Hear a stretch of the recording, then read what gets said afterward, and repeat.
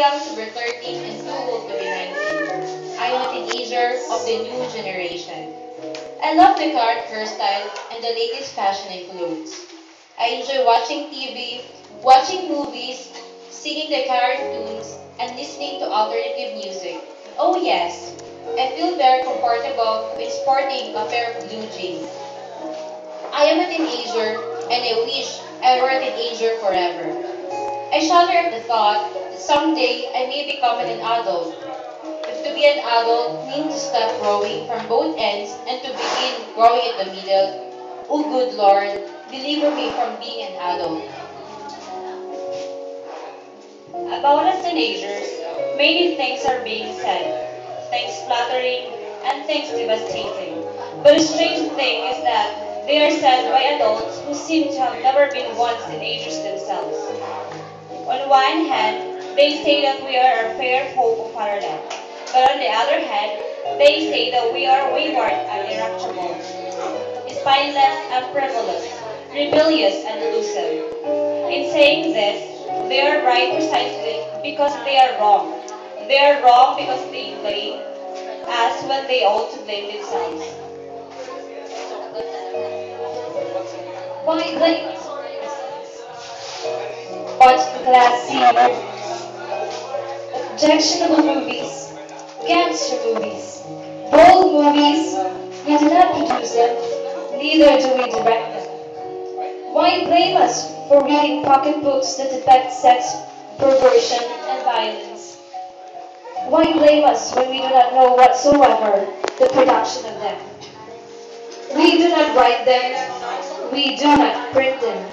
The authors, printers, and producers are you, the adults. The mature, the wise, our mentors and our leaders. Are we guilty because the producers are innocent? You want us to be honest, but how can we, when you, the adults, have shown us your ways of life not worthy of imitation?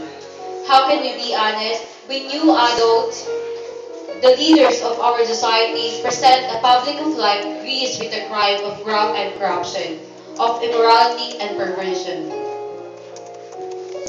You want us, you want us to be pure, but how can we, when you adults, our mentors, indulge in activities that stink with all the forms of vulgarity? You want us to be strong, like the Malawi in our forest. But how can we, when you, our leaders, are like to the bamboo shaken by every wind of passion and temptation? It is not the teenagers who fail. It is you, the adults, who fail. We do not come up to your expectations because you did not come up to ours.